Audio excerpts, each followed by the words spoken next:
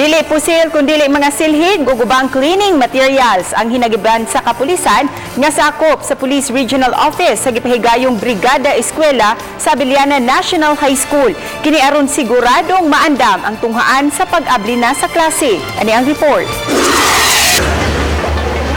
Moabot sa usa ka gatos ka mga pulis ang mikatap sa tibok eskwelahan sa Abiliana pinanguluhan ni Police Brigadier General de Bolsinas. Inay pusil, mga silhig ang ilang gibit-bit nga gigamit nila paghawan sa mga sagbot.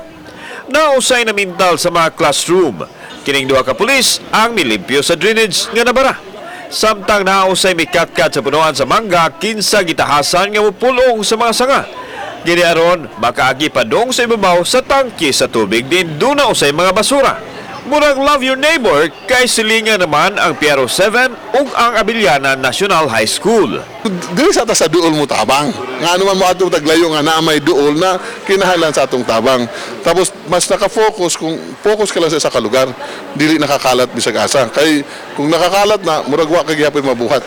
May na naka-focus miyan para at least mas gwapo. Mitan niya usabang kapulisan nga hawanan sa mga gubaon nga sakyanan ang sulod sa eskwelahan aron maluwag-luwagan.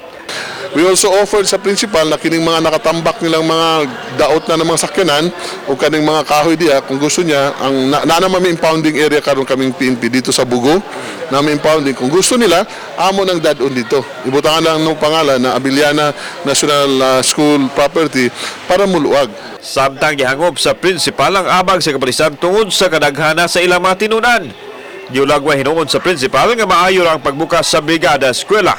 Successful as of now, second day pa, daghan kay tag mga stakeholders nga niari. Especially today, we have the PNP Regional Director with his men in uniform na sila ganina pambuntag hantod karon ongoing ang ilahang pagtrabaho. Ang Abiliana dunay dulan sa ismil kamatinunan busawhag sa tagduma sa mga ginikanan nga magigtambayayong sa Brigada Eskwela aron dili na mahasol inig-abli sa klase karong Hunyo 3. Nag-shared partnership and responsibility sa ginikanan nga mutabang og andam sa eskwelahan para inig first day of classes maayo ang ato ang pagpadagan o pagdumala ug ang atong mga bata haluna.